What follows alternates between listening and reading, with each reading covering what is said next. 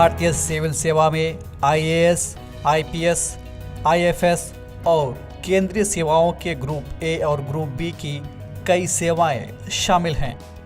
आज यानी 21 अप्रैल को इन्हीं सिविल सेवकों की असाधारण सेवाओं को पहचान देने और याद करने के लिए सिविल सर्विसेज दिवस मनाया जाता है।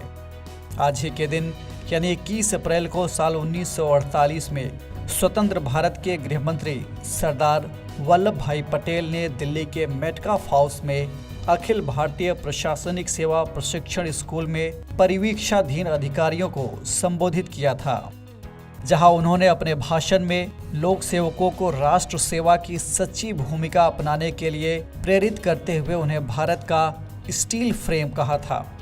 सिविल सेवा का पहला समारोह 21 अप्रैल 2006 को विज्ञान भवन नई दिल्ली में आयोजित किया गया था। उसके बाद से 21 अप्रैल को सिविल सर्विसेज दिवस के रूप में मनाया जाने लगा। आज हम 3 ऐसे आईएएस अधिकारियों की कुछ उपलब्धियों पर नजर डालेंगे जिनके काम ने आम नागरिकों के जीवन पर सकारात्मक प्रभाव डाला। इस कड़ी में सबसे पहले बात मिरेकल मैन के रूप में लोकप्रिय मणिपुर के आईएएस अधिकारी आर्मस्ट्रांग पाम की। मणिपुर के सुदूर इलाकों में टेमस और तमेंगलोंग नामक 2 दुर्गम गांव थे, क्योंकि वहां सड़कें नहीं थीं। दोनों गांवों की कनेक्टिविटी एक बहुत बड़ी समस्या थी और स्थानीय लोगों को या तो घंटों पैदल चलना पड़ता था या नदी के उस पार तैर कर जाना पड़ता था। तमाम प्रयासों के बावजूद वहां सड़क नहीं बन पाई। आर्मस्ट्रांग ने फेसबुक के जरिए लोगों से फंडिंग की अपील की और बिना किसी सरकारी मदद के साल 2012 में इस इलाके में 100 किलोमीटर लंबी सड़क का निर्माण किया गया। आज इस सड़क को पीपल्स रोड के नाम से जाना जाता है। आर्मस्ट्रांग को अब तक एक नहीं बल्कि कई पुरस्कारों से नवाजा जा चुका है, जिनमें CNN IBN Indian of the year award और 2015 में भारत के सबसे प्रतिष्ठित आईएएस अधिकारी पुरस्कार शामिल हैं। उन्हें विश्व आर्थिक मंच द्वारा 2018 के युवा ग्लोबल लीडर के रूप में भी घोषित किया गया था। दूसरे नंबर पर हम बात कर रहे हैं उत्तर प्रदेश के रामपुर जिले के डीएम रविंद्र कुमार मांदेड़ की। आज यानी 21 अप्रैल को इन्हें प्रधानमंत्री नरेंद्र मोदी द्वारा सम्मानित किया गया।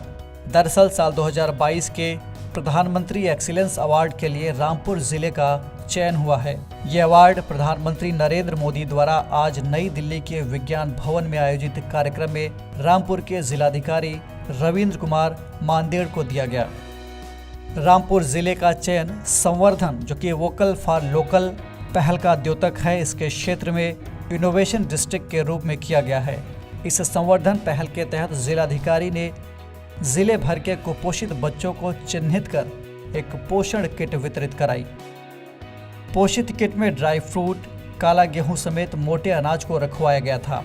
पोषित किट से कुपोषित बच्चों के स्वास्थ्य में तेजी से सुधार हुआ और 3 महीने के भीतर ही ये बच्चे कुपोषण से मुक्त होकर सामान्य श्रेणी में आ गए।